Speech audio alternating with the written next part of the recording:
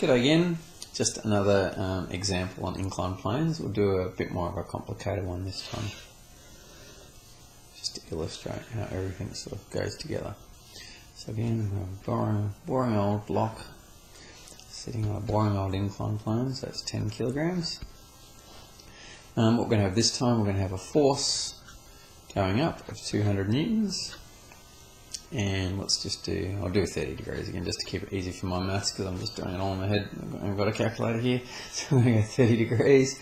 And what we've got, we're going to have a mu of 0.1 acting between the object and the inclined plane. And we just want to know what the acceleration is equal to in this question. What happens?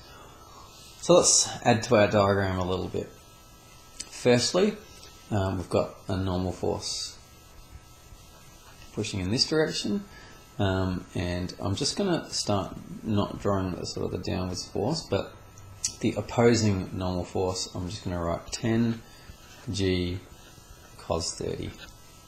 So that's the force that's opposing the normal force, and I'm also going to have a force going down the plane, which is the component of gravity, which is 10 g sine 30 in that direction.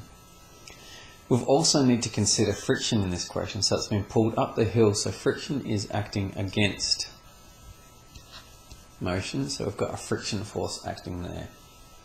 And so there's all my forces labelled in each direction. So we want acceleration in this direction, we need to know the friction force, we need to know the normal force. So let's start. Again, I'm just going to assume that's I direction, that's J direction. So let's have a look in the I direction.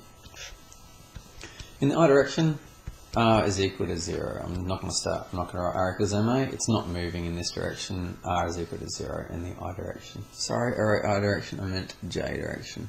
Apologies, that's a J. It is now anyway. R is equal to 0. Therefore, in the positive direction, we have N minus 10g cos 30 is equal to 0.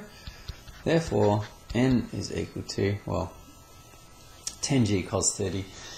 Cos 30 is root 3 on 2, so times 10, that's 5 root 3, so N is equal to 5 root 3g. Great, so there's your normal force. Let's go to the I direction. I direction. In the positive direction, you have 200.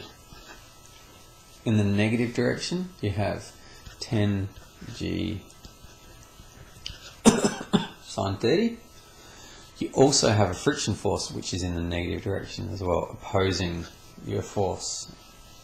So there is your total resultant force. So it's starting to get a bit more complicated. You've got in the positive direction 200. In the negative direction, you have this component of gravity, negative 10g sine 30, that's pushing it down the hill.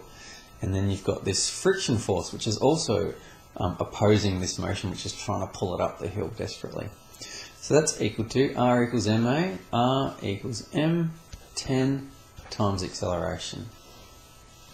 Using this, we can try to find out what the acceleration is. So let's just simplify this a bit. So we've got 200, sine 30 is half, so minus 5g. Mu n, mu is 0.1 and normal force is 5 root 3. So it'll be minus 5 root, I'll just go to 5 root 3g over 10. It's over 10 because it's 0.1 equals 10a. Okay, let me just check that, sorry. No, minus mu 5 root 3. Yep, cool, all good. So just simplifying that, so it's minus root 3 on, let's root 3 on 2g. I'm not going to put it in the calculator because it'll take me a minute dicking around with the calculator thing, but you can figure out your acceleration. So acceleration is equal to 1/10, and this is what you should put in your calculator or similar, 200 minus 5 times 9.8 minus root 3 on 2g. And so that's what you put in your calculator. I'm guessing that will be positive, so that'll be around sort of the 50, yeah, so that'll be some positive, and so you get some positive answer, positive acceleration. And so what that means is, yes, the acceleration is positive, and it will accelerate up the hill. And you can see if that 200 newtons was not 200 newtons, if it was, say, 20 newtons, then your acceleration here will be 20 newtons, and that means that you're at negative acceleration. Your negative forces will become, they'll overtake them and actually go down the hill instead of up the hill. So we need that 200 newton to be greater than what's pulling it down the hill. And so that's just an example of how to sort of, 9.8. Put it into your calculator, of how you do a more complicated inclined plane problem.